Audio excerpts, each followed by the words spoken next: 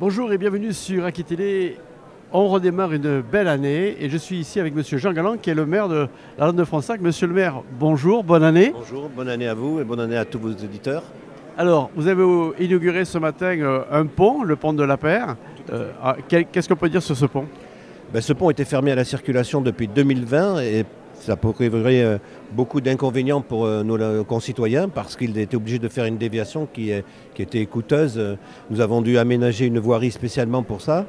Et donc il a fallu pas mal de temps parce que, comme on le sait, un pont c'est entre deux rives et d'un côté c'est Saint-André de Cubzac, de l'autre c'est la Lande de Fronsac. Donc il a fallu s'entendre avec la commune de Saint-André de Cubzac pour pouvoir réaliser ces travaux qui se montent à hauteur de 230 000 € partagés en deux. Mais nous avons eu la chance au niveau de la commune de pouvoir bénéficier, grâce à des demandes, d'une aide de l'État à travers le CEREMA d'une hauteur de 57 000 €, ce qui allège considérablement nos finances. Donc je suis très heureux aujourd'hui d'avoir été au pont de la Peyre pour rétablir la circulation sur le pont de la Peyre en présence des élus du conseil municipal de la Lande de Fronsac.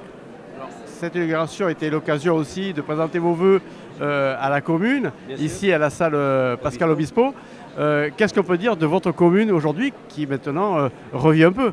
Notre commune aujourd'hui, elle atteint 2766 habitants, c'est quand même d'une importance grande. Nous avons eu beaucoup d'investissements qui ont été réalisés au cours de cette mandature, ce qui fait que pendant un an et demi, on a fait une pause financière pour pouvoir rétablir nos fonds propres.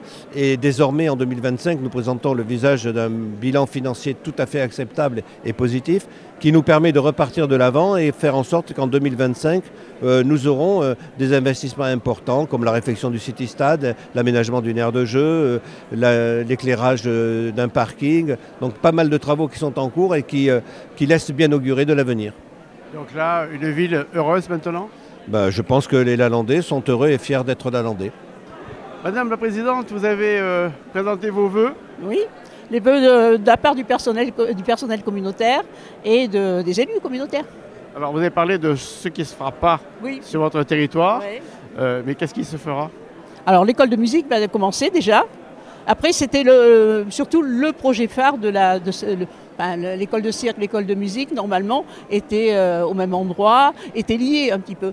Donc là, il faut accepter on le fait, c'est la démocratie, accepter ce projet qui ne se fera pas. Après, bon, on est à un an de la fin de la mandature. Est-ce que c'est le moment de lancer de nouveaux projets? Enfin, il y a des projets en cours, mais qui sont moins importants, moins visibles, disons. Après, améliorer le quotidien, tout ça, on va continuer à le faire, on sait faire et on est motivé pour le faire. Mais c'est dommage parce que c'était un beau projet qui était bien réfléchi, comme je l'ai dit tout à l'heure, et qui avait la promesse de subventions importantes. Bon, malheureusement, il ne se fera pas. Et c'était un projet qui allait travailler avec les centres de loisirs, avec les communes, avec les personnes âgées aussi, en lien avec la jeunesse et les personnes âgées. C'est dommage, c'était un beau projet, bon, tant pis. Alors, les projets nouveaux qui arrivent, c'est quoi? Il va falloir y travailler parce que avec un tel projet, on n'était pas parti sur matière d'autres projets. Après, bon, il y a tout ce qui est mis en route, les chemins de randonnée, les véloroutes, tout ça, le projet pour les jeunes qu'on avance. Voilà, ça s'améliore tous les ans. Mais pour des projets comme ça, c'est pas moi qui décide, il faut travailler avec les autres élus. Merci, bonne année. Je vous en prie, bonne année à vous aussi.